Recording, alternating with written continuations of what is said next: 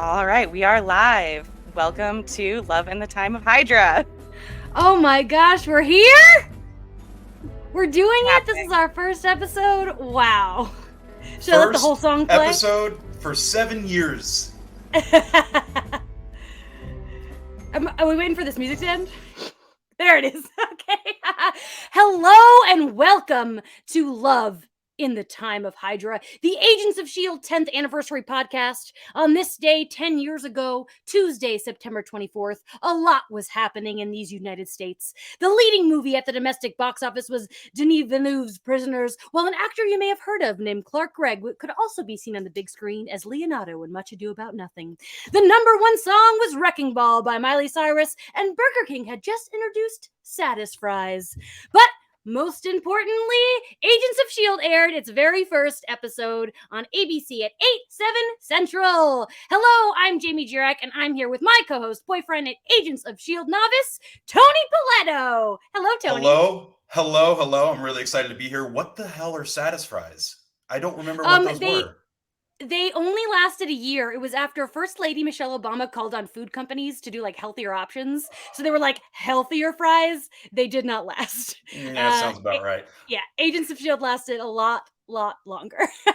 I could make the whole show about this, but I Yes. am excited to talk about Agents of S.H.I.E.L.D. Me too. And first, I want to know, so on September 24th, 2013, exactly 10 years ago to this moment, I was in Chicago watching the pilot of Agents of S.H.I.E.L.D. What were you doing, Tony? I was probably in post-production on I shot a teaser for a zombie movie that I wanted to make. We shot like basically a fake trailer for a movie to try and get it made. It didn't get made, but we were working on it because I know I was shot it the month before that. So I was probably just looking at various edits of like a 2.5 minute thing and trying to get the right nasty zombie noises out of background actors. Wow. So you were not watching Agents of S.H.I.E.L.D.? No, I was not watching Agents of S.H.I.E.L.D. I didn't care to watch Agents of S.H.I.E.L.D. when it was coming out. And we can talk more about that when it's time to talk more about that. Yeah. Well, we've got a lot. First of all, I just want to say thank you to everyone who is joining us live on Twitch and YouTube for our first show. That's really special that you guys are diving in right at the beginning with us. So before we get into, we have so much to talk about today. There's so much to talk about. But I do want to remind everybody that we're trying to keep this spoiler free for the future. Tony is going to attempt to spend the next 7 years not knowing what's going to happen. So if you're going to talk future spoilers in the comments, tag your spoilers. Please write spoiler alert first. You know, if you're talking about future plot points, actors, characters, certain names, anything like that. And we do have our producer Miera, who will be sending a warning to anyone who does spoilers.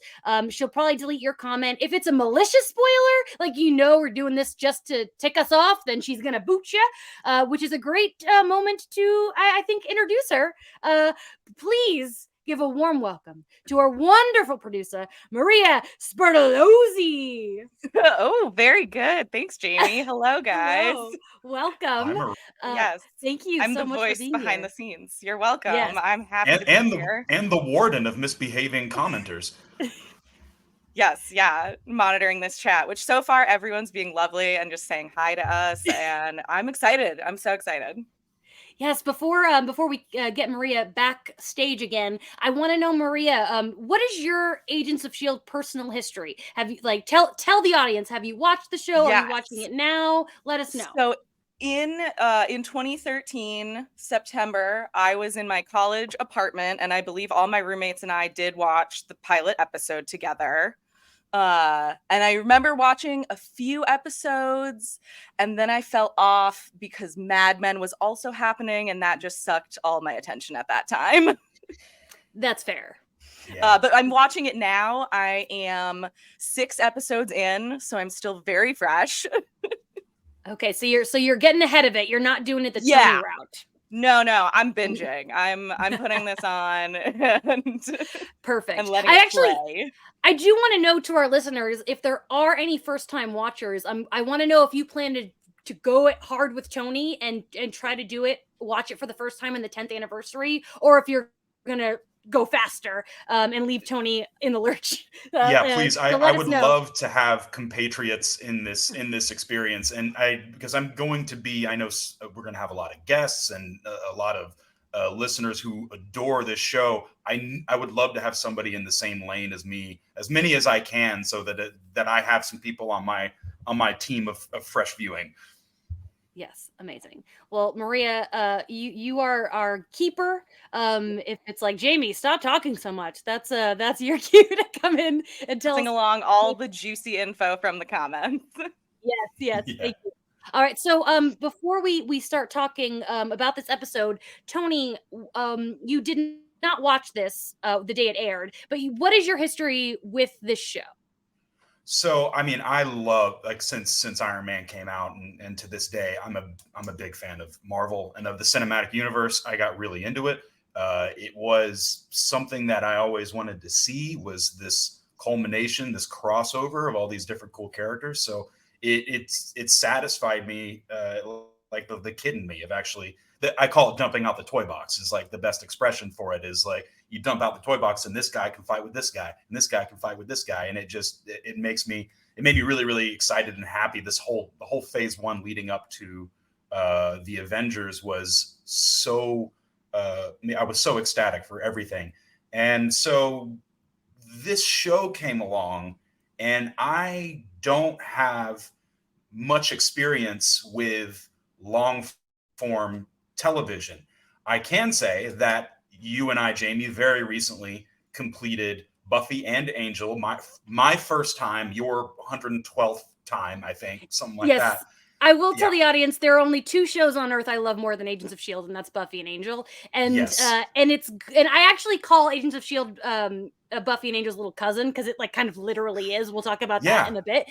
But Yeah. but I think it was important for us to do that first, because you have never experienced long form TV, and we didn't talk about the episode after we watched it, but I did ask you one question, and is that, did watching Buffy and Angel help you watch this episode, because you tried to watch this in the past? I did. I tried. So, I mean, I think I honestly DVR'd it, right? I had a mild interest. I'm like, oh, cool, extend the universe, Shield. I know about Shield. Let's check it out. And I saw this like bunch of dudes I don't know, and they're doing stuff, and there's kind of superhero things going on, but it's got a lot less money behind it. And it was just like, I don't really like this. And I might have paused it with the intention of coming back and didn't. And then flash forward, I was like, you know what would be really cool? I'm really getting into the MCU now. There's so much cool stuff popping off. Maybe I'll watch Agents of Shield. I'm going to see everything. And I started Agents of Shield again, and I think I got exactly 30 minutes into it, and I was like, no, I'm not gonna go down this ride, because it wasn't doing anything for me. A lot of that has to do with the format that I was unfamiliar with. So now I'm locked in. Now I'm on the hook for a very long television show, Yes. and I'm excited, and I can say that I liked this first episode. Oh, I love hearing that. I do want to address 2 comments. First, from Emily: how dare you love Buffy and Angel more than AOS? Love it. Listen, third favorite show of all time. Not too bad. Buffy was around a lot earlier, a lot sooner. I had more time to love it. I also, somebody asked, does that mean Tony's never watched Breaking Bad, Game of Thrones, or Succession? And I will say that Breaking Bad and Game of Thrones, I don't really consider long form in that way, because they're like, they're shorter seasons. They're not 22 episode seasons. But you have watched Breaking Bad and Game of Thrones. I have watched Breaking Bad and Game of Thrones. I have not. I'm like way behind on Succession. I've watched TV. Maria mentioned Mad Men. I watched all of Mad Men. Yeah, it's a different breed. I don't have the right vocabulary to qualify it, but network television like Buffy and Angel is certainly and Agents of Shield is certainly different than and then like the Sopranos, The Wire evolution, where that TV became like really a hot commodity, and deep, dense, dramatic stuff popping off. Yeah. There's another question here that actually leads perfectly in what we're talking about next. Zachary is asking us, will you be watching the films in between the episodes where they tie into Agents of S.H.I.E.L.D.? And yes, the question is yes. We actually, the first movie that released during Agents of S.H.I.E.L.D. was Thor the Dark World. So that's actually, we're going to do that on Patreon. We're going to test out those waters. You know, we've never done that before. We've never done this before. So we'll see how that works. But that's our goal. But all the Coulson movies leading up to this, we actually did watch this week just to get a little Coulson catch up. So real quick, before we dive into this episode, I do want to talk that this is actually the reason why we normally will have guests. We're going to have guests each week, but we didn't want to guest this week because we just had too much to talk about. We didn't want to overwhelm somebody in our first episode. But Tony and I watched this week. We watched Iron Man 2, Thor. We watched the Marvel one shots, the Consultant. A funny thing happened on the way to Thor's hammer, and we watched the Avengers. And it's fun to watch these movies, like really focusing on Coulson. Yeah. Have you done that before? Just like this is Coulson's time. I've never watched. No, I've never watched the movies just to focus on Coulson. But he's always been such a delight. Like, he's such a bright spot. And when I was watching the first episode of Agents of S.H.I.E.L.D., I was thinking how grateful I am that the powers that be and the creative teams acknowledged how good and how delightful he is as a character and as an actor, that they were like, let's just keep him in here in however many capacities we can. Like, let's just keep bringing in Coulson. And so I'm a Coulson fan for sure. Yeah. He really, like, in those first two Iron Man movies, he doesn't have a lot of screen time, but it's just like every single second he speaks is just he just steals it. Clark Gregg is such a good actor. He's not just a comedic actor, he's a great dramatic actor, which you will learn over the course you mentioned of Much watching Ado, like he's a great Leonardo. If you haven't watched that version of Much Ado About Nothing, I highly recommend it, folks. It's fun to see those folks doing that play. Also, I'm going to admit something that I know I'm going to get shit for. I'm like fully prepared to get flack because we are a lot of people know it is my literal job to talk about Marvel. But I had never seen those one shots before. I don't know. You had. I know. I'm so embarrassed. I feel like I've already failed. I'm embarrassed for you.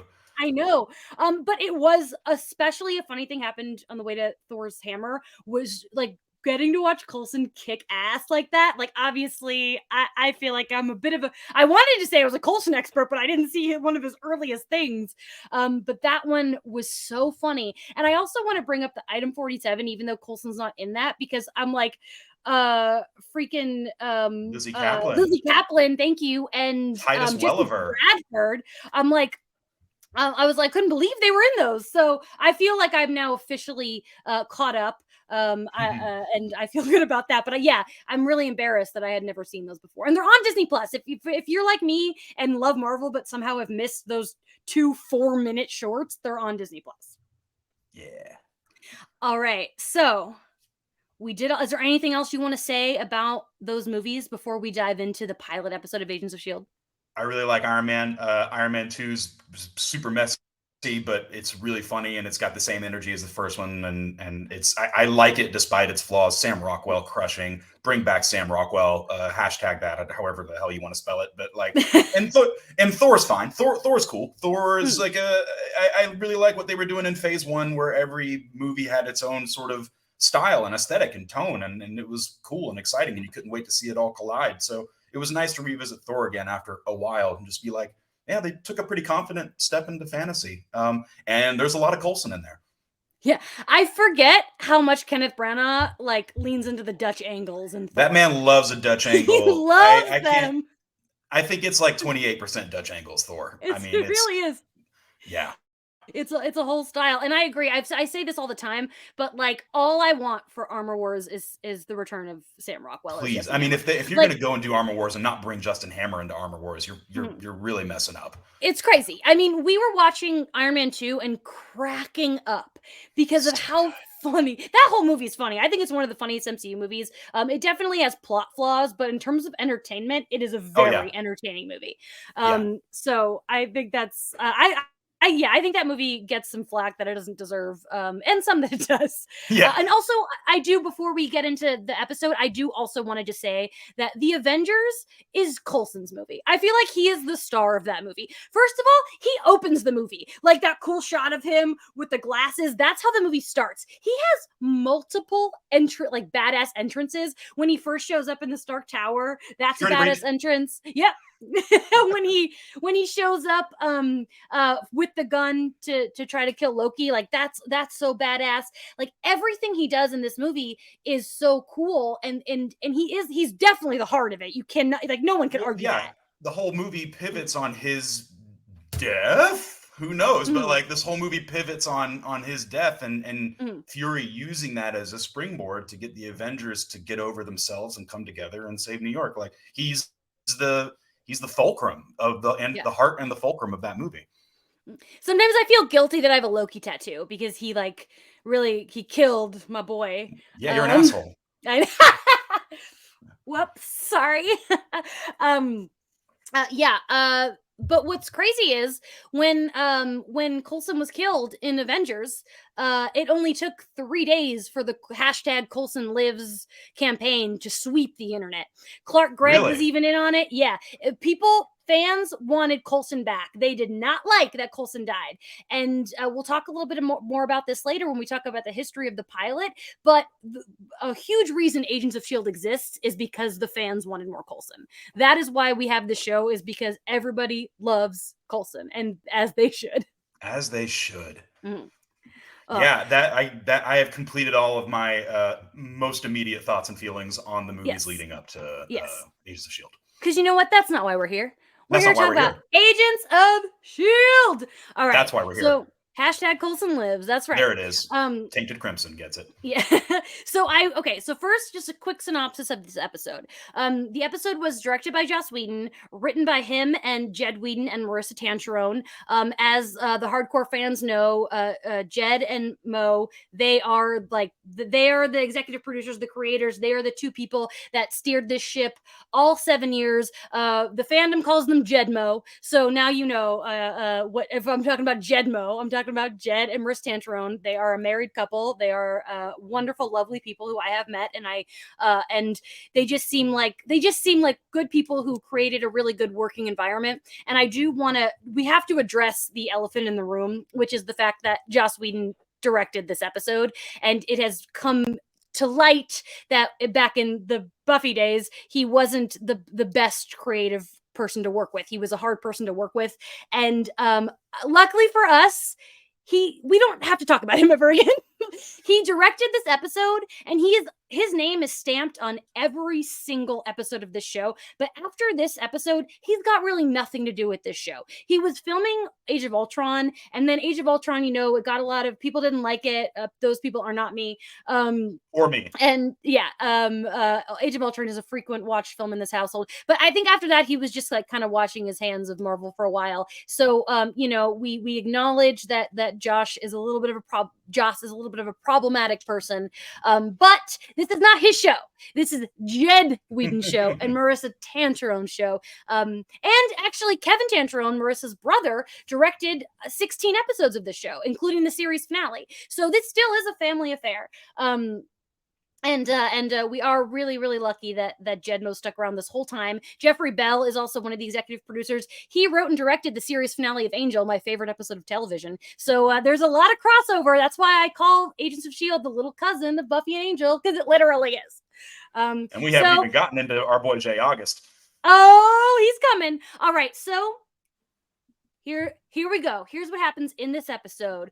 So far, what we're thinking, Coulson's dead? What? Nope. If you're in level 7, you know that's not true. He's actually alive. Here, and turns out a lot of stuff have been happening since the Battle of New York. The world has changed. People know that aliens are real. Oh no. And we start off with this man, Mike Peterson, played by J. August Richard, star of Angel, who rescues a woman from a building. He's got superpowers. What? This interested party, Sky, witnesses it. And then that is how this all incites Coulson to create a new team. And so we have our players. We have Phil Coulson, who is played by Clark Gregg. We've got Skye, who is played by Chloe Bennett. Melinda May, Ming-Na Wen, Disney legend. We've got Grant Ward, played by Brett Dalton. Leo Fitz, Ian DeCastiger, and whoa, I mumbled my words. Gemma Simmons, played by Elizabeth Henstridge. And this episode, we got some special guest stars. We had Kobe Smulders as Maria Hill. That's a pretty cool get for this first episode. And then Ron Glass played the SHIELD doctor. Ron Glass was a star of Firefly, another in that pull of people of cast. So we're getting a team together. Who knows? Will they work as a team? Will they all succeed? I don't know. I guess we'll have to keep anticipated watching. zero conflict and infighting or sexual tension. I thought none of that would be there, but alas, all of it was. And just a reminder to people in the comments to tag your spoilers. And so before we get like deep diving into the episode, I do want to hear, Tony, your first impression. You talked a little bit about it earlier, but just a little more deeper. Yeah, I can go deep on this. So yeah. I've seen, after the third attempt, I've watched the entire first episode of Agents of S.H.I.E.L.D. and I liked it. Tell you what I liked.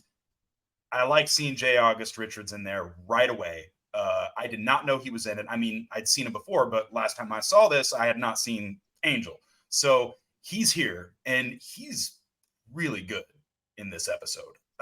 He's doing some serious, like, heavy shit that's like even more heavy than anything he ever gets to in Angel. Like he's given a lot to do. So that was really nice. I like the world it's setting up. I like Coulson so much, as I've already said. It was, I think my favorite thing about this was just the very obvious realization that, wow, we're going to be getting a lot of Coulson. And you always get Coulson in small doses, but getting him, it's so much in this first episode was like, I'm really excited to just watch him crush at this character once a week. And I thought that this plot, the thing I liked so much was this movie starts with J. August Richards saving this woman from a burning building, and you're like, oh, he's a hero, and he's in secret. And as the episode plays out, all of those two characters actually have a relationship, and it's surprisingly sinister. The fact that they went from, oh, this is a victim of a burning building who was rescued, like, no, she's actually an instigator and a villain, and has made J. August Richard who he is, was like, that was pretty cool. That was a cool maneuver. I liked that. Yeah. This was probably, I want to say, my 11th time watching this episode. I know I've watched the first 4 seasons at least 10 times. The later seasons a little less, just because they haven't been around as long. So I do want to say, my goal for the show is not to torture Tony with stuff he doesn't know. Like, I don't want to tease him, but I will say that I am wearing a t-shirt that is from the series finale. So I did a little trolling today to let you know that I am wearing this. But people in the comments are concerned for you. They're like so worried you're going to get spoiled. But guys, Tony's not reading the comments. We do I'm want not on the comments.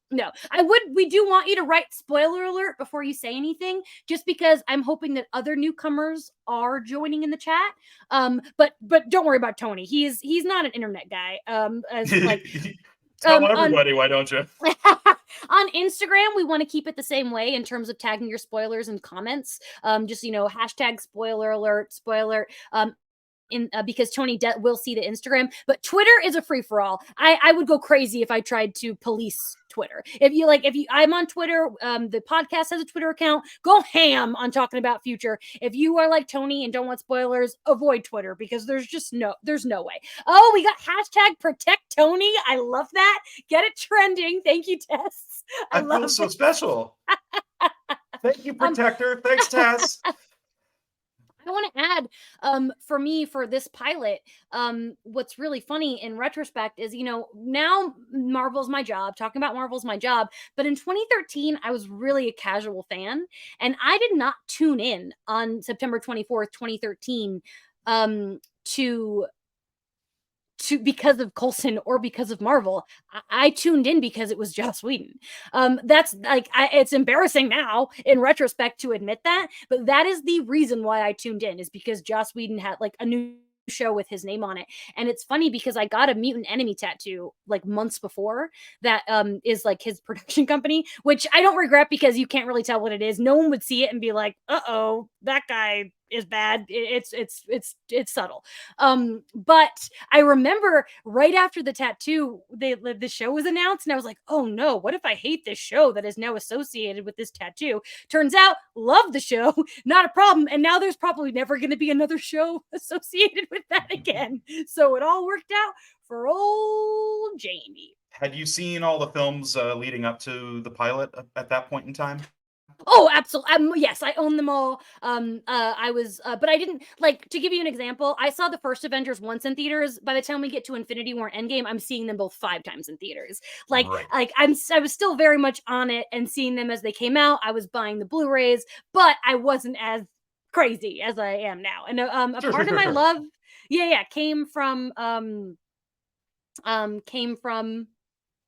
the show, came from Agents of S.H.I.E.L.D. And it is now, we're about to deep dive into this episode. Thank you guys all for sticking around while we start catching up and learning about each other and learning about our histories. But real quick, we are going to take a 1-minute break. So this is your time to fill up your drinks, go to the restroom. We'll be back in 1 minute.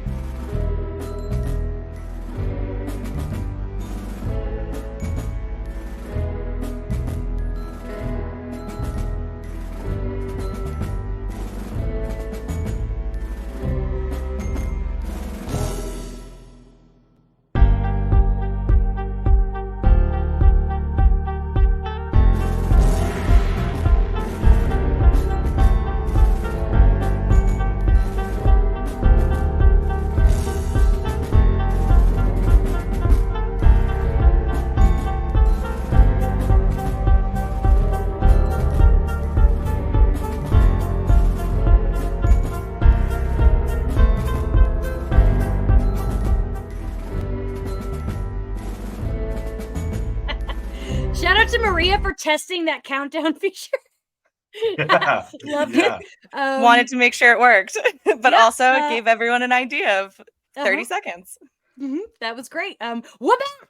We are We back. switched Thank sides. you. Oh, hey, what's up? Thank you again to everybody who's watching us with us live. It is really, really cool again to see people with us on our very first episode. I mean, Yeah, thank you so hopefully much. in 7 years from now, there'll be like hundreds and thousands of you. That seems crazy. I don't know. I don't really know the numbers and internets very well. But it makes me really, really excited. So we are now going to deep dive into the very first episode of Agents of S.H.I.E.L.D., the pilot episode. First, I mean, we got to talk about all the MCU references. So I know that within the fandom, and there's a lot of stuff, there's a lot of debate about whether or not this show is canon. And I will say this: we in the year 2023, we still don't know. We still do not know if this is within the main universe. But here's the thing: multiverses exists. This is still technically canon. Everything's canon. And in my head canon, seasons 1 through 5 are in the main universe, and then we have a Nexus event. That is my personal opinion that I'm throwing out now. But here's the thing: we are not living in September 24th, 2023. We are living in September 24th, 2013 right now. And at this point in time, this show is canon. This is absolutely happening in 2013 at this moment. There's no question about it. There's no debate. Marvel TV, it was a huge deal. This was before the Netflix show, everything. Right here, right now, at this moment in time, we're in canon, and we reference a lot of stuff, especially the Battle of New York. We got Maria Hill in there. We got the Chitauri neutral link. We've got an Erskine reference. I mean, like, all the Avengers are pretty much name dropped. It's pretty crazy. They do the same thing. They do the same thing Daredevil did, which got really silly, where they're like, well, you got yourself a big green guy and a billionaire in a suit and some lightning man with a hammer. Like, for whatever reason, they just avoid saying names of people. To be fair, Maria Hill does say Thor's name because she talks about his arms, and arms. Romanoff gets name dropped too because they say that Ward has some of the best espionage type skills. I'm paraphrasing since Romanoff. But still, it's this funny thing that they do in both this and then when Netflix shows started popping off, they do, like, as opposed to saying characters' names, they just describe them, and we're like, ooh, Easter egg. And it's like, yeah, of course. I will say that I think I've heard a lot from you, Jamie, and from other people about this whole canon debate, and I am already frustrated about it, about the fact that it isn't that this is any kind of debate. The thing that really got me is that this episode revolves around the misuse of this fallen Chitauri tech and taking it and using it for your own means. And I'm like, that's the plot of Spider-Man Homecoming. Like, that's exactly what Michael Keaton, Adrian Toomes is doing. That's how the Vulture is created. And it's like, okay, so, I saw that movie in 2017 and I thought, oh, cool idea. And then now I'm walking backwards 4 years and I'm seeing it in the first episode. And I'm like, well, Agents of S.H.I.E.L.D. did it first. And, yeah, that a lot can be said, like, a lot of things can be said. Agents of S.H.I.E.L.D. did it first. I'm frustrated about it because it's such, like, all I mean is that in 2017, when they were making Spider-Man, it would have been pretty effortless for them to have mentioned something to the effect of, this isn't the first time some sinister organization has taken Chitauri tech and misappropriated it. But from what I understand, this show we're watching will be standing alone from the MCU for, entirely. I want to shout out Tangent Crimson 7 for reminding me hashtag it's all connected. That was a big thing in the beginning. It was like, it's all connected. Like, that was totally like their whole deal. I also want to say that the chat's getting good at using hashtag spoiler alert. We love that. Thank you. So like, at this point, September 24th, 2013, this is we're in the MCU. We are dealing with things, and the whole thing about the show is that we're on the ground. We're dealing with, like, these threats that aren't Avenger level threats that this team, these people can deal with without calling in the big guns per se. And that I want to bring up, what's going on with Coulson? I mean, at this point, episode 1, last we saw, he died. He was dead. I would like to bring up one thing that's always bothered me is that Fury bloodied up those trading cards. In Coulson's locker. I would really like a moment where Coulson just, like, goes on a whole tangent about how he's pissed off that Fury tainted his cards. Ruined his vintage set. Yes, like, I know, grateful to be alive or whatever, but you're ruined that my bloody trading cards were the catalyst for saving mankind, I guess. But you fucked up my cards, man. Yeah, exactly. But so Coulson says in the beginning that he was dead for like 8 minutes and then or something, and then not 8 minutes, a certain amount. Less than that. It was like 40 seconds or something. 40 seconds, and then in the 80 seconds, and then Maria Hill's like, no, it was 40 seconds. You keep that's right. He keeps doing it. Bumping You keep exaggerating, and he's like, well, when you get stabbed by Asgard's Mussolini, then you can exaggerate too. And then he says that he gets sent to Tahiti to kind of chill out, read his books, while the Avengers were finishing up their job.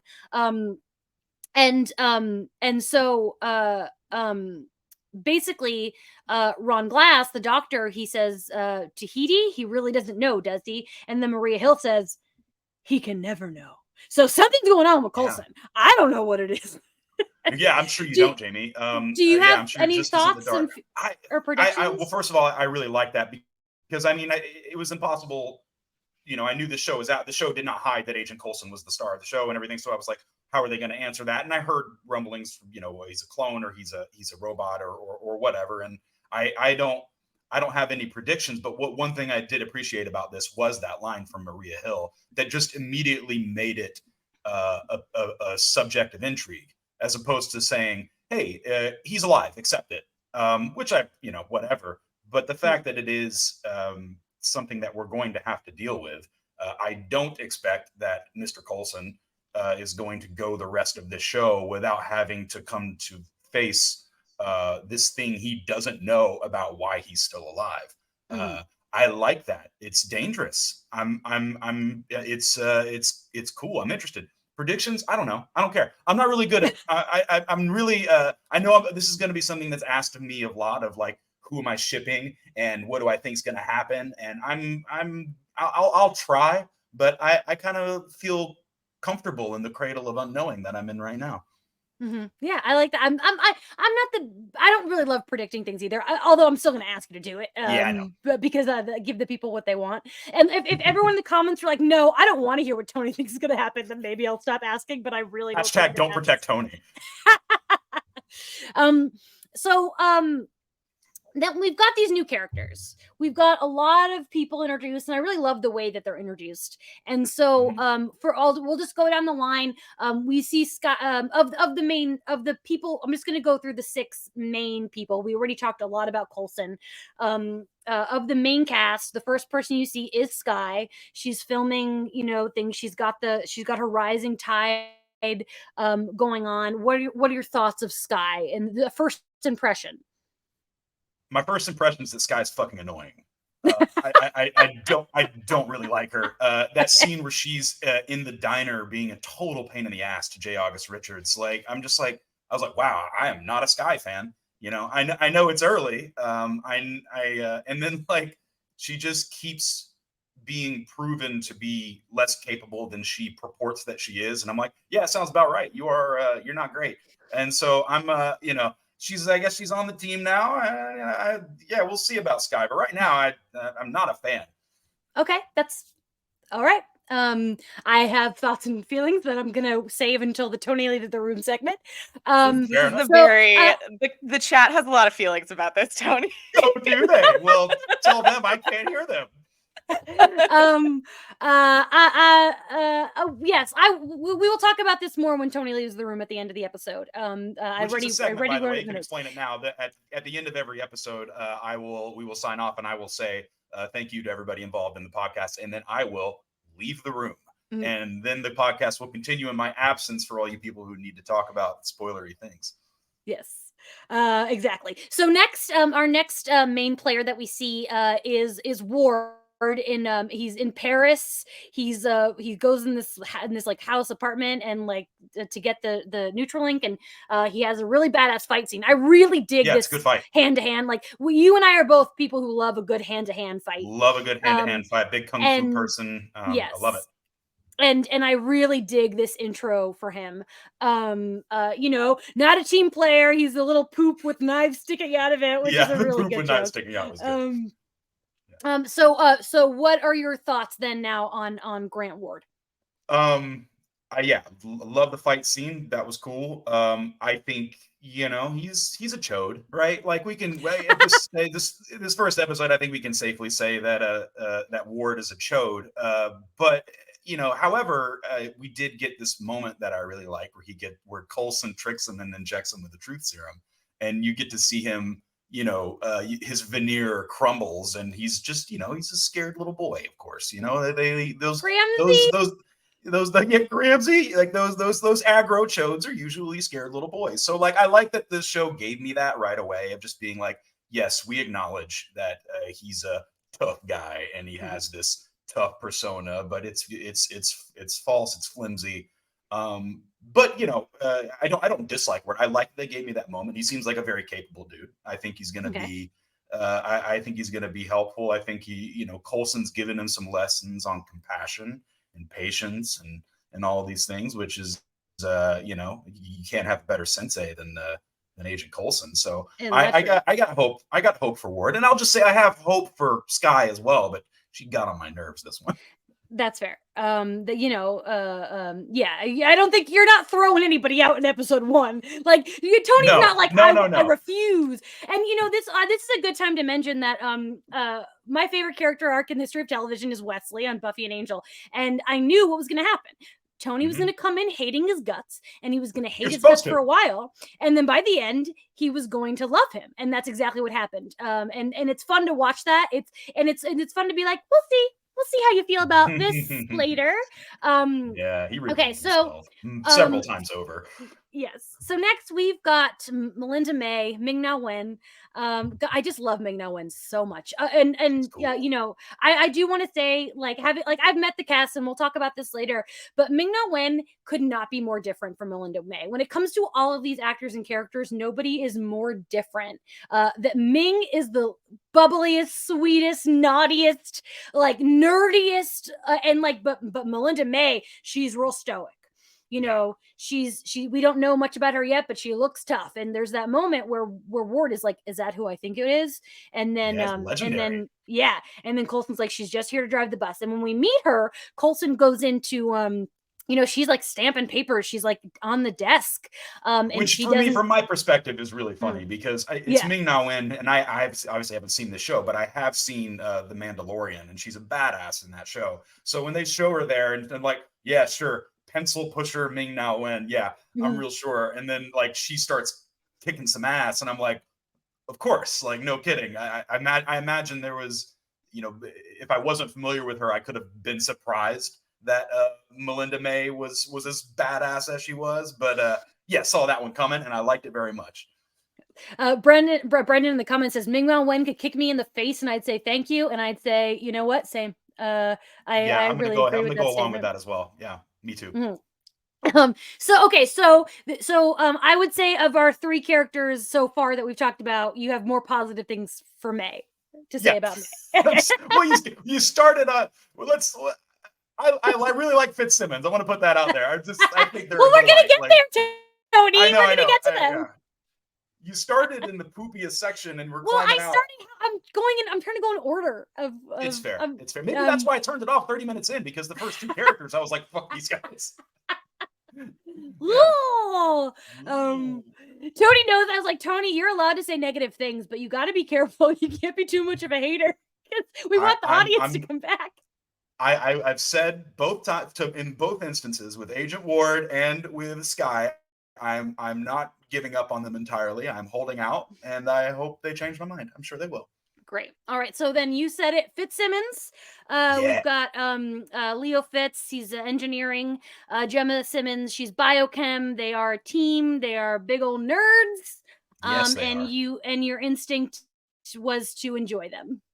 Oh, they're so cute. They're really fun. This episode, and we'll see if this carries on for the entirety of the show, but there's so much science babble. More than, you get these moments in the MCU where Stark and Banner are hanging out, and they're, especially Stark, anytime he's talking to Jarvis trying to figure out some tech puzzle, he's dropping words, and I'm like, oh, that sounds like real science kind of.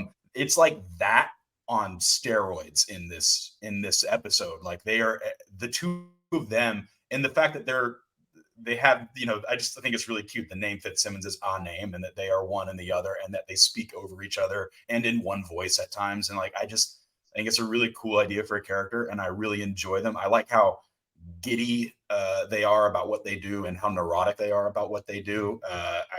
They feel very put upon. Obviously, in the climax of this episode, Coulson hardcore says it's on you to devise a way to not kill this guy, and also not have him blow everybody up. And I really like Coulson for being like, it's on you. I was like, that's a hardcore thing to say to your team, but you did. And they pulled it off. And I really like that they pulled it off. Yeah. Don't tell me there's no way. These kids are fresh out of the academy. They're babies. Yeah. And, they're in, as they say, they're not even approved for field work. No. They have not been, but I want to shout out Octborn in the comments, because Octborn is also an AOS newcomer. I love to see I didn't know we have any newcomers in the comments, so I love that. But also they said, I immediately love Fitzsimmons, and I agree. I think that like it's hard. Like when you go out of the pilot, it's like, well, Coulson's still my favorite character because he's the one that I know. But I can tell you, my favorite, here's a non-spoiler alert. My favorite character of Agents of S.H.I.E.L.D. does not come into the show until season 5. So you will not meet my favorite character for 5 years. Now, until this character existed, Fitz was my favorite. I love Fitz deeply, and I love Fitzsimmons. So hearing you have so many positive things to say about Fitzsimmons really makes me happy. I got like chills. Yeah. All right. Yeah. This is nice. Muzmil, I'm sorry if I pronounced that wrong. Saying that when they first started watching, they were nervous that certain characters would overshadow others, but was pleasantly surprised they didn't. And I agreed. This is a great group show. Like, and they established that from the beginning. And like, and I think Emily in the comments said it's like it's the found family, and that's what I love. A lot of people know that I'm watching Star Wars Rebels for the first time. I only have 2 episodes left, but I love it because it gives me that vibe. It's that found family vibe, and I love that. And you can see the workings of like this team. You know that like who knows what they're going to go through together, but it's obvious that's what they're setting up. You can tell that these are people who are in very short time are going to need each other. And that's cool. I already feel the support beams being built. Yes, and so those are our 6 main cast. While I wish J. August Richards was a series regular, he sadly is not a series regular. But you did like him, and I will. And you know, what you praised his performance, and when this episode came out, I was looking into like how it was received, you know, getting ready for that. And the things it got praised for the most was Whedon's direction and J. August's performance. That was like the thing that really stood out. Really and you were right. Like he does get more to do in this pretty much than he did in 5 years of Angel. The last season of Angel, he gets put in some pretty intense situations, and it becomes a very emotional, volatile character. But it's still not as emotional or volatile as he was in this pilot episode of a different show. Yeah. So I want to bring up the 7th main character, if you will, the bus, the big old plane. It's so cool. It is I had to write this down because I didn't just have this memory. I will admit it. The XD 32315 Airborne Mobile Command Station were specialized Boeing C-17 Globemaster III airplane.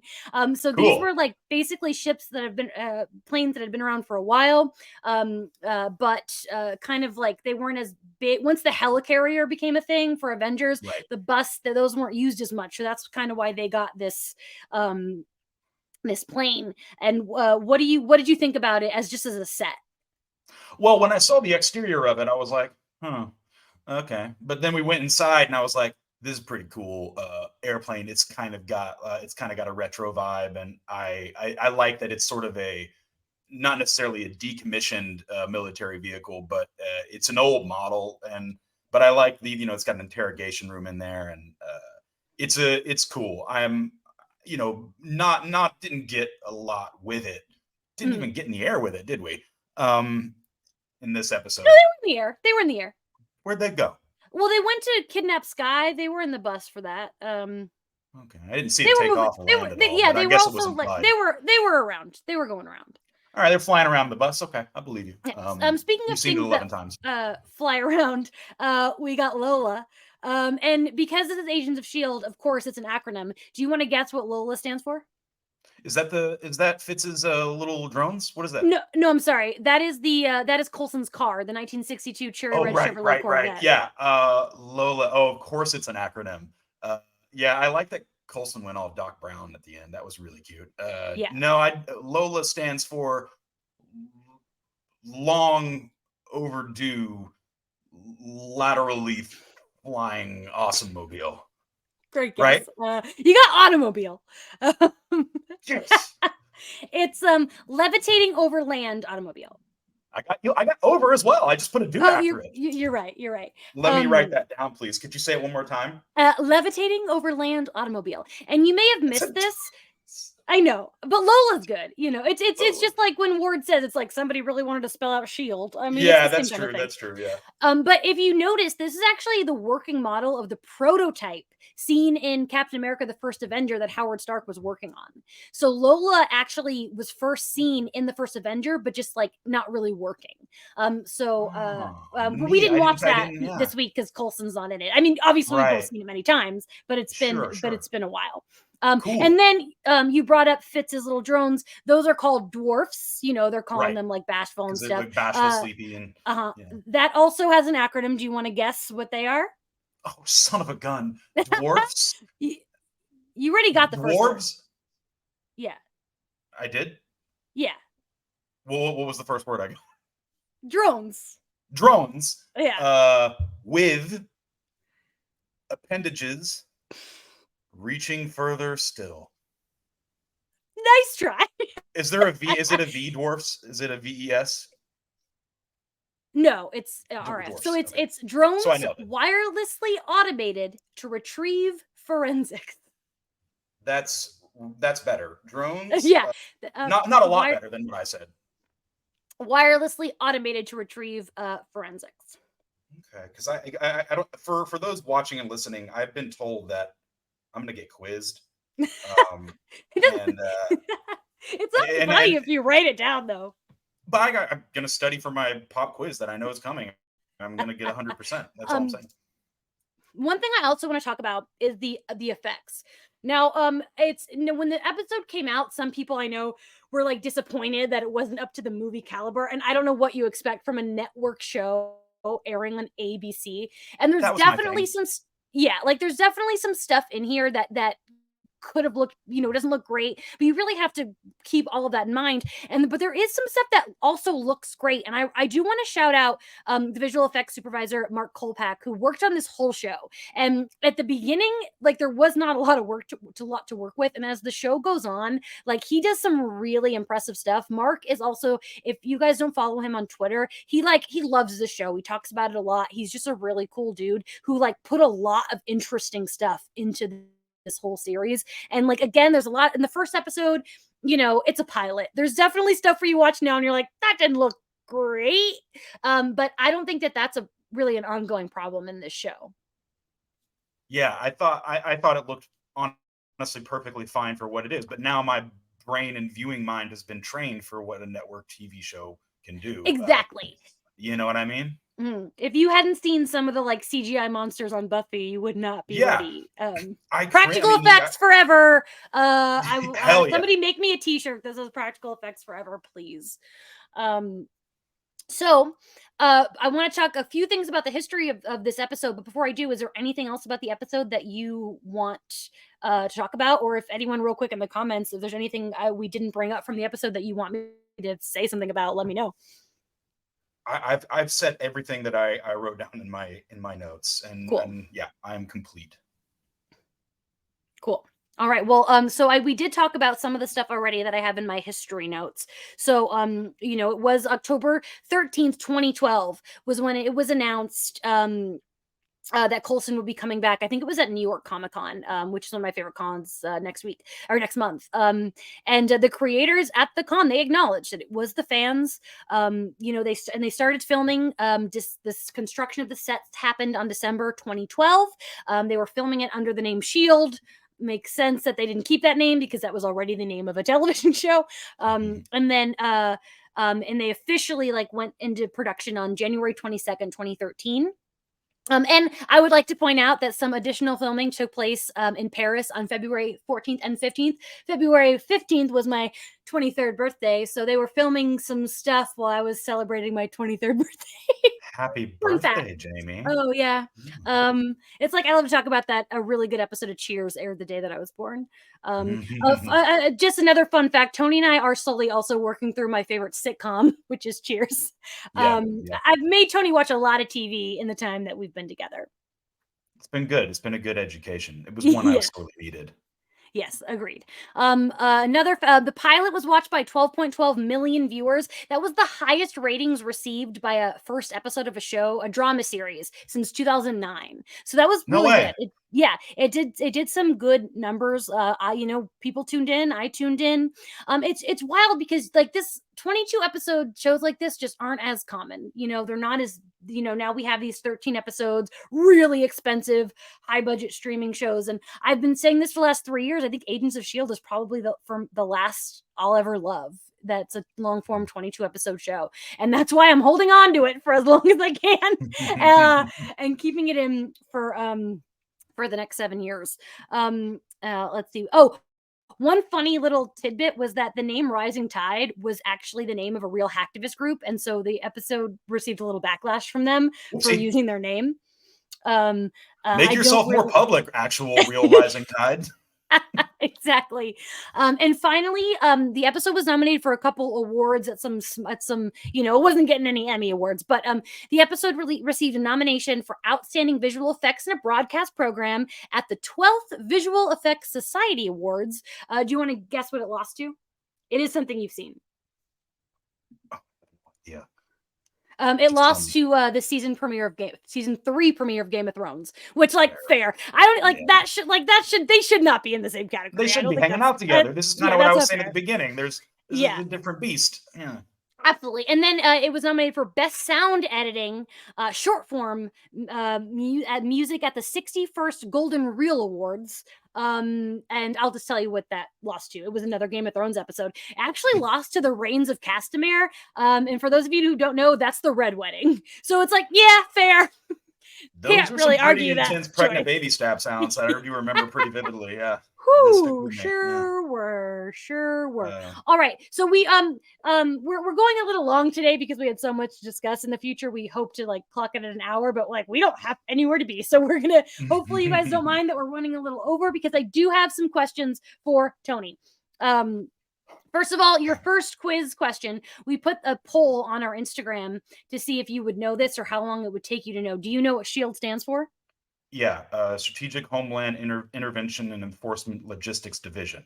All right. There was an and in there. There was an and in there that didn't belong. You don't worry about the and. That's right. Loosey goosey. Yeah. I would like to give you a real round of applause. By the time the first episode came out, I did not know what that stood for. It took me a long time to remember it. So I am impressed. The everyone give him a shout out.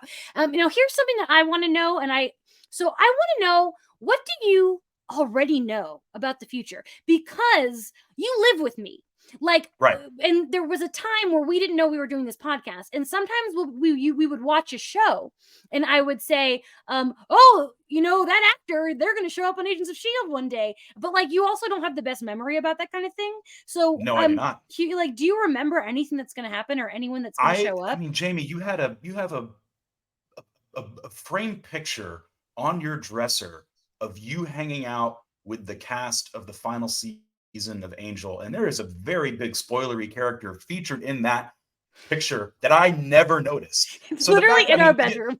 Literally in our bed. I walk by it every day. And so, no, I don't but think about it. How many times have we been watching anything and you pointed at the screen and say, guess what show they're in? And I know it's one of 3. It's good Buffy, Angel, or Agents of S.H.I.E.L.D. And so and then sometimes we would be watching Angel or Buffy and you would say, remember I told you they were going to be in this? And I'm like, I don't remember that, but how nice. So good, no, I'm glad. I do. The only thing I know is that I already know because we're talking about doing Patreon, and that our first Patreon episode is going to be Thor: The Dark World. So I think I know, and maybe has seen some imagery of some Dark Elves business. And I also know about Ghost Rider because when Ghost Rider, that might have honestly been what prompted me to try again, because I'm a big Ghost Rider fan.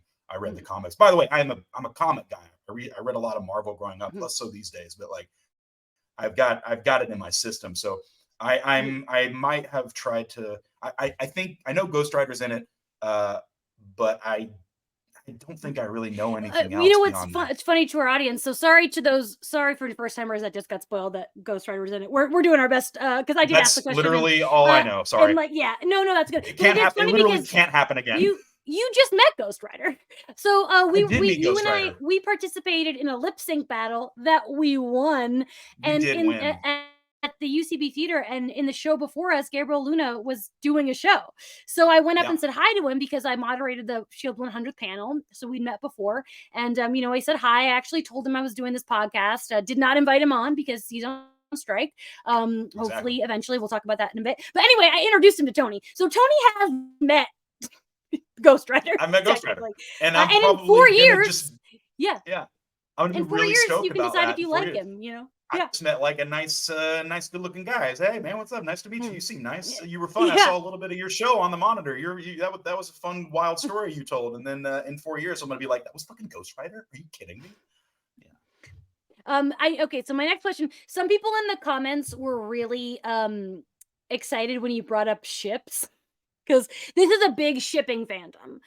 There are like some hardcore ships, but it's in a first episode, it's hard to say. Maybe none of these people even have a romance in the future. What do I know? I don't know. But is there anyone that you instinctively are like, these guys? The show wants me to think that Ward and Sky are going to be a thing, and you know what? They can have each other. That's fine. they pair of buttholes. I think they'd be great. No. I don't I don't know. There's not a lot. There's like at one point, because I knew you were going to ask me this. So as I was watching it, I was in my head, I was like, all right, any ships here? And then like, I was like, are Fitzsimmons brother and sister? No. Okay. No. But they give off their last names are Fitz and Simmons. They're not related. For all I know, their last names are Fitzsimmons, and they split them up because I thought it would be cool. But I think that they should not be shipped because they seem like they're related. And so that's like one thing I'm like, I don't want to ship them right now because I feel like that's brother and sistery, and it's not. This isn't Game of Thrones, so I wasn't. But no, I can tell there's some Ward and Sky stuff going on because they're both so contentious and difficult. But beyond that, I got nothing. All right. Okay. Fair. And I have one more question for you. One final question. You have met the main 6 characters. Yeah. How many of the 6? You don't even have to name them if you don't want. But of 6 main characters right now, how many do you think will make it to the series finale? Let's see. I mean, just honestly, that question leads me to believe that a fairly significant amount won't. But I would say, well, you watch Buffy and Angel, so you know that people come and go. People die, and also just don't like show up again. So you're saying 3? I say 3 or 4 of them will make it to the final season or finale. Was the question? The series finale, yeah. Yeah, I think 3 or 4. That's my put a log on that. 3 or 4. Cool. All right, 3 or 4. Maria, book it. Database. Maria's in charge of like remembering things. Writing this down, yeah. All right. So, real quick before we boot Tony and talk some spoilers, I do want to say a few things about this podcast. And I've said it a couple times already, but I just want to reiterate that like we want to get good guests on the show in terms of actors, writers, people involved in the show. And I because of my history with the show, I feel good about that chance happening. I've worked with everyone in the cast before, but no promises, no guarantees. Right now we are standing in solidarity with the strike, so we are not even reaching out to anybody. So of course we'd love to do that, and hope in 7 years hopefully we get a really big audience and it'll be easy. Maybe people will want to come to us eventually. So those are the goals. And again, I feel really good about it. It's just right now we can't even really think about it. But we do have our first 6 guests locked and loaded. There were a few mega fans of the series, a few novices like Tony, but they're all really awesome, fun, cool people that I'm excited for you guys to meet. Another thing, I said this already about tagging spoilers. You guys have been great about it in the comments. Just keep that in mind for Instagram to do the same thing as well. To do that in comments. Like for example, I shared a picture of my tattoo. That's a season 6 tattoo. So I just wrote season 6 spoilers in the as the caption. Like Tony's obviously seen all my tattoos, so like I can't hide it, you know. Spoiler, we live together. What? It's We not also like we don't have sex or anything. We just live together. That's the only reason I would. Separate rooms. No. This is a podcast about that we're a couple. Yeah. Yes. Love in the time of Hydra. Yes, that's all in the title. And we also have some fun segment ideas for the future that I'm really excited about. So I used to do stand-up, and in my stand-up, I would write and read erotic fan fiction. And I'd like to bring that back for the show, especially because my one and only criticism of Agents of S.H.I.E.L.D. is that it's not queer. There are a couple minor queer characters, but it never gets queer enough for me. And that's my biggest problem with this show. So like, I want to start writing and reading some queer fanfic, and also eventually I hope that maybe some fans can submit some queer. Emily, that's kind of a spoiler. It is kind of a spoiler, but like Tony knows that already. It doesn't get queer, unfortunately. So like I'm hoping that maybe eventually I'll read some. We can read some of yours that you submit. It doesn't have to be queer, but like I prefer it. I love the idea of you sifting through piles upon piles of erotic fan fiction, like you're picking the Nobel Prize winner. Like, this is going on the air tomorrow. And it doesn't have to be erotic, but I'm more likely to pick it. It should be if erotic it's sexy and queer. If you want Jamie to read it, if you want me to like it, it's gonna be either make it queer or make one of the mainstay Agents of S.H.I.E.L.D. characters a vampire, or better still, a queer vampire, and that shit is getting read on the podcast. There it is. We also have some ideas for games. We might do some drinking game episodes because Sunday's my Friday, my weekend's starting. I don't have that same privilege, but I will abide as well. Yes. And one other thing that I want to mention before I forget is that I know some of you know that I co-host another podcast, but I cannot bring up that podcast on this show, and I cannot bring up this podcast on that show. It's like legal work reasons. So if you get in the comments of either show and mention one or the other, I have to ignore you. Don't take it personally. It's not that I don't want to. It's just keeping myself safe. I want to continue to do both things, and the only way I can do that is by keeping them 100% separate. And so that's all I am going to say about that. But I will say that very separate from that, has nothing to do with what I just say. My dear friend, who I know through other reasons, Jenna Anderson, will be one of our first guests. So that's going to be very exciting, but not next week. Next week, we have our first ever guest is going to be my best friend, Jake Farrington. He's the host of the Gimme That D podcast. It's a Disney Channel podcast. So Jake is not a S.H.I.E.L.D. fan, but he came with me to the 100th anniversary panel. So he was there. He's met the cast. So next week we're probably going to dive and talk about my experience with that panel without giving away spoilers. So I'm really excited to have Jake Farrington on next week. I really hope he sticks with it. I really hope we keep having him on and keep having a guest who's as fun and charismatic as Jake, who's watching this show for the first time with me. That would be lovely. Yes. People are now talking about like queer characters, and I do agree that in my headcanon, Sky is bi. There's no doubt in my mind that Sky is bi. They should have explored that, and they didn't. But what can you do? But yes, in my headcanon, 100%. And it's kind of maybe it's real canon. We'll cross that bridge when we get to it. All right, Tony, we're about to kick you out of the show so we can talk some full spoilers. That's fine. And so anybody else who is watching for the first time, you should leave with Tony. There's going to be no interesting information beyond spoilers, so don't worry. Clock the time, so once you watch it, the whole show, you can come back and listen. But for now, Tony, say your goodbyes.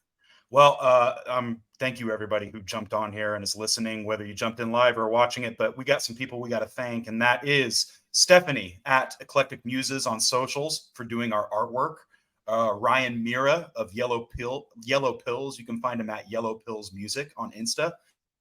and our producer Maria. Oh, that I should say, Ryan Miera did our theme song. Very awesome. Man, he did it, and boy, he did it fast. What a boss. And of course, producer Maria. Producer Maria, thank you. You're welcome. Yay. So and I wish you guys a very good remainder of your podcast, and I'll see you next week. All right, bye, Tony. Bye. Earbuds out. I thought he'd never leave. All right. So normally, Maria, are you gonna so you're only seen 6 episodes. So so I can't talk too in depth about anything, but I'm here and I don't mind spoilers. I kind of like to know what to expect. Great. There are just a few things that I want to touch on. Normally, this segment will be a little longer, I think, in the future, but right now we're already 10 minutes over what we wanted to do. Although I think we did pretty good in terms of timing. Getting through everything. So I just want to first of all say thank you for those sticking around. Full spoilers for the whole series. We are talking full spoilers right now. It is so hard to say Sky. To remember, because obviously I'm trying not to yell because Tony is still in this place and I'm a loud talker, but I'm sure he went far away. He's probably smoking. We all know her as Daisy now. Like, she becomes Daisy. We learn her name in season 2, and then as start of season 3, she starts going by Daisy. So like I'm so worried I'm gonna slip up and say Daisy, but so far we did good.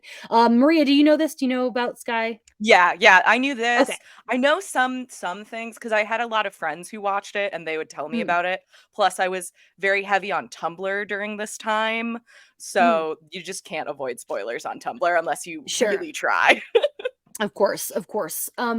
I really love his instinct about Ward, but he has no idea that Ward is Hydra. He just has no idea. And that's really fun. Now the big thing, he's going to come around on Fitzsimmons, because I think a lot of people felt that way about them in the beginning, that they do have brother sister energy, because that kind of is how they started. But I know for a fact he's going to absolutely eventually love them. I would be shocked if he never got on board the Fitzsimmons train. I'm surprised he didn't clock Felinda, because even in that first interaction, they have chemistry. But we'll see. But I know the comments were freaking out when Tony was like, "Could Coulson be a robot?" Because in season 7, I'm sorry, in the final season, he's an LMD. He literally becomes a robot because that's one of the things That's one of the things that I knew. I remember the internet people have a lot of opinions about that. And then in the comments, Emily, she were talking a lot about WandaVision comparisons, and WandaVision is WandaVision and Agents of S.H.I.E.L.D. are my 2 favorite things. And it is true that there's some similar stuff going on, but that I to me that's such a positive. I love it, especially when we get to the alternate universe time travel business at the end. I can't believe 7 years until Tony sees Deke Squad, because he's seen Chopping Mall, the movie that episode's based on, and I want to watch it so bad. I'm just gonna be so impatient, because with Buffy and Angel we did that over the course of a year. We didn't, spread it out like this. So, and someone's asking me how Deke is my favorite character. I just love him so much. He's just a goofball. He's adorable. He's so cute. He's so funny. I just think he really brings a refresher for me into this dynamic. And as soon as he showed up, he was instantly my favorite character. Oh my God. Tony saying that Sky is so fucking annoying was so funny, because I didn't like Sky in the beginning either, but I grew to really love Daisy. So I think he's going to come around on her in a big way. But it's going to be a while. I don't think we're liking Sky in the first season for Tony. He called Ward a chode. That's hilarious. He's going to be surprised, I think, that of these 6, 5 of them make it to the end. Only one of them doesn't. And I think he's going to be really surprised by that. One big thing that he is going to freak out about is Bill Paxton and Kyle MacLachlan. Bill Paxton is coming this season, so I'm really excited to see his reaction to Bill Paxton. Those are kind of my big things for now. There wasn't a lot. He did say some funny stuff that it was especially hard for me not to react to Fitzsimmons, because I just love them so deeply. Maria, any thoughts before we say goodbye? No, I'm really loving it. I'm having a great time. I think it's this beautiful marrying of like almost a procedural and the Marvel universe, which Mhm. give me a Yeah. procedural any day of the week and I love it. Absolutely. Thank you guys again for all tuning in. This has been so much fun. I can't believe like I really like my goal is to really make this happen in terms of 7 years because talking about Agents of Shield is like my favorite thing.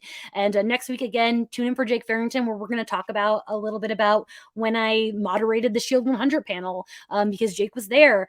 Episode 2. I also want to say that I hate when people say that this show doesn't get good until episode 17.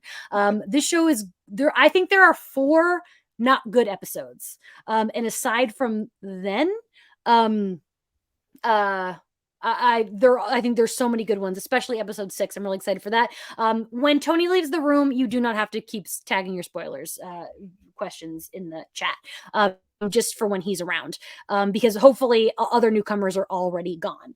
So I'm going to leave you on this. Follow us on all the platforms. You already know where you are now. Those are in the live chat. But if you are listening just to the podcast form, hopefully you're on Spotify or Apple. Please leave us a 5-star review. That would be really helpful. If you leave us a 5-star review and ask us a question, we'll answer it. Yeah. Follow us. Yeah, right. That seems fair to say. Follow us on Instagram, and we also have a Twitter at LITTOH, LITTOH. If you're talking about the show, use the hashtag LITTOH, hashtag LATTOH. And yeah, subscribe, all that good stuff. This is my first time hosting a podcast by myself where I don't just show up and talk. So I hope you guys enjoyed it. Thank you again so much for everything. I'm like really stoked, and we will see you next week. Same time, same place. All right. Bye guys.